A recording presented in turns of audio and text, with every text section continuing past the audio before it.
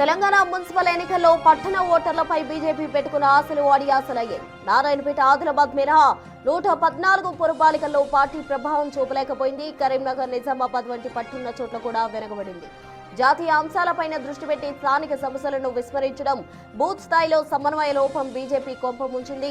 Social మీడియాలో ఉన్నంత జోరు క్షేత్రస్థాయిలో లేకపోవడంతో కాంగ్రెస్, బీఆర్ఎస్ హోరాహోరీ పోరులో బీజేపీ 3వ స్థానానికే పరిమితమైంది. పట్టణాల్లోనూ బలమైన పునాది లేదని ఫలితాలు స్పష్టం చేస్తున్నాయి.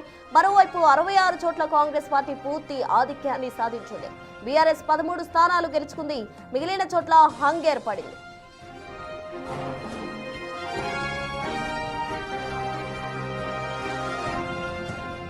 ఇదే అంశానికి సంబంధించి పూర్తి డీటెయిల్స్ మా ప్రతినిధి వెంకట్ అందిస్తారు. లైవ్ ద్వారా వెంకట్.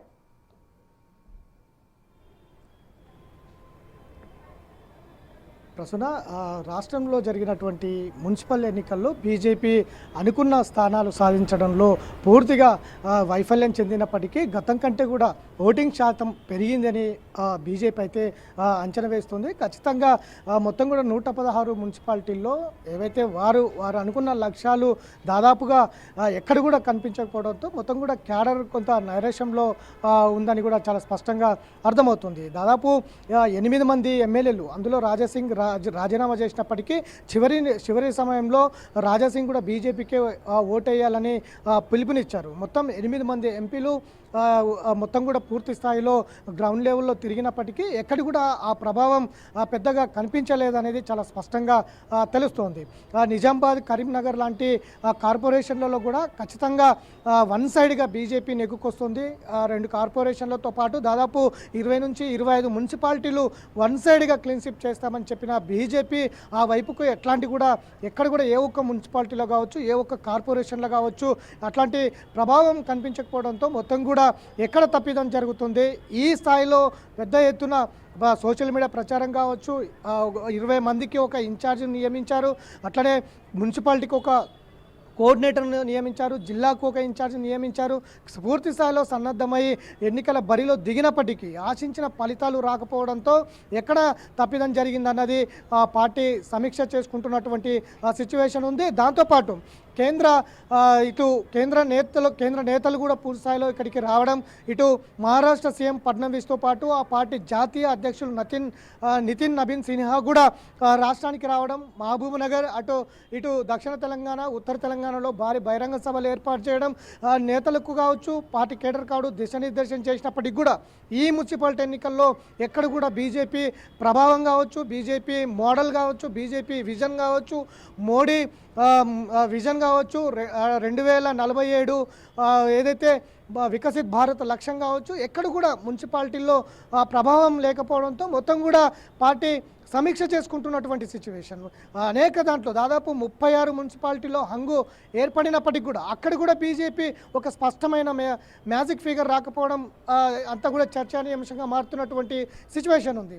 ఇక ఇటు కరీంనగర్, ఇటు నిజామాబాద్లో కూడా ఖచ్చితంగా అక్కడ వన్ సైడ్ బీజేపీ నెట్టుకొస్తుందన్న దగ్గర కూడా అక్కడ కూడా మెజారిటీ రాకపోవడం, ఏదైతే అంచనాలను అధిగమించకపోవడం మొత్తం కూడా పార్టీలో ఓ చర్చనీయాంశంగా మారుతున్నటువంటి సిచ్యువేషన్ ఉంది.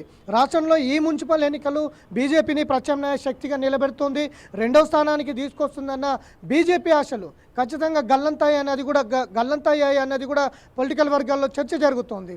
దాంతోపాటు మరోవైపు ప్రధానంగా బీజేపీ, బీఆర్ఎస్, కాంగ్రెస్ మధ్యలోనే ప్రధానంగా పోటీ జరిగింది. ఈ పోటీలో బీజేపీ పూర్తిగా వైఫల్యం చెందిందన్నది కూడా పార్టీ వర్గాల్లో చర్చ జరుగుతుంది.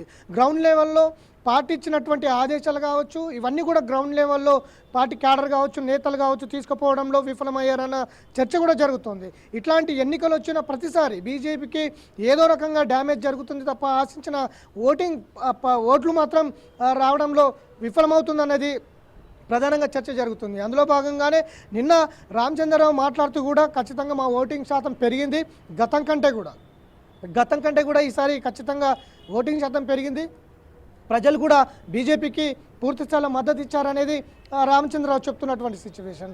ఇట్లా 8 మంది ఎమ్మెల్యేలు, 8 మంది ఎంపీలు, 3 ఎమ్మెల్సీలు ఉన్న ఒక లార్జెస్ట్ పార్టీ, దేశంలో 12 ఏళ్ల పాటు పరిపాలన కొనసాగిస్తున్న పార్టీ, ఖచ్చితంగా రాష్ట్రంలో తెలంగాణలో అధికారం లక్ష్యంగా ముందుకు వెళ్తున్నటువంటి పార్టీ ఈ మున్సిపల్ ఎన్నికల్లో ఖచ్చితంగా రెండో స్థానంలో ప్రత్యామ్నాయంగా నిలుస్తాం, కాంగ్రెస్కు ప్రత్యామ్నాయం బీజేపీ అని చెప్పుకున్న పార్టీ ఈ స్థాయిలో ఫలితాలు రావడం ఇప్పుడు పార్టీలో చర్చ జరుగుతూ ఉంది. అది సమీక్షించుకుంటున్న సిచ్యువేషన్ ఉంది. ఎక్కడ వైఫల్యం చెందాం, ఎక్కడ వెనుకబాటు గురయ్యాం, ఎక్కడ తప్పిదం జరిగింది అన్నదైతే పార్టీ ఆలోచనలో పడ్డటువంటి సిచ్యువేషన్ కనిపిస్తుంది. అట్లనే భవిష్యత్ ఎన్నికలు ఇప్పుడు హంగేర్పడిన దగ్గర ఇప్పటికే బీఆర్ఎస్తో ఎలాంటి మద్దతు ఉండదు. హంగొచ్చిన దగ్గర ఎవరితో సీట్లు పంచుకోదు. చైర్మన్లు అట్లనే వైస్ చైర్మన్లకు పర్సన్స్కి సంబంధించి ఎక్కడ కూడా మద్దతు ఇవ్వదు. ఒకవేళ ఇస్తే కూడా బీజేపీ బీఆర్ఎస్ ఒకటి అన్న ప్రచారం బయటపడుతుందన్నది అది ఒక అట్లాంటి ప్రచారం వస్తే కనుక పార్టీకి డ్యామేజ్ చేస్తుందన్న ఉద్దేశంతోనే ఎక్కడ కూడా మద్దతు ఇవ్వమని ఇప్పటికే ప్రకటించి ఉంది. సో హంగ ఏర్పడిన చోట బీజేపీ బీఆర్ఎస్ కలిస్తే అక్కడ ఏదైతే చైర్మన్ కావచ్చు, వైస్ చైర్మన్ పర్సన్ కావచ్చు, ఇవి కైవసం చేసుకోవచ్చు. కానీ ఇప్పుడు బీజేపీ ఏం చేయబోతుంది? బీఆర్ఎస్తో జత కడుతుందా? చైర్పర్సన్ కావచ్చు, వైస్ చైర్పర్సన్ కావచ్చు, సీట్లు పంచుకుంటుందా, పదవులు పంచుకుంటుందా అన్న చర్చ కూడా ఒకవైపు జరుగుతూ ఉంది. ఒకవేళ ఆ విధంగా జరిగితే కనుక మళ్ళీ ఒకసారి పార్టీ డ్యామేజ్ జరిగే అవకాశం ఉన్న నేపథ్యంలో పార్టీ ఏం ఆలోచిస్తుంది, ఏ విధంగా ముందుకు వెళ్తుంది అన్న దాని మీద కూడా చర్చ జరుగుతున్నటువంటి సిచ్యువేషన్ ఉంది. మొత్తం మీద తెలంగాణలో పాగా వేయాలనుకున్న బీజేపీ ఈ ఎన్నికల్లో పూర్తిగా వైఫల్యం చెందుతుండడంతో మొత్తం పార్టీ అంతా కూడా నారేషంలో ఉన్నటువంటి సిచ్యువేషన్ ఉంది. దాని మీద పూర్తి స్థాయిలో సమీక్ష చేసుకుంటున్నటువంటి పరిస్థితులు అయితే బీజేపీలో కనిపిస్తున్నాయి ప్రస్తుతం. Right Venkat, thank you.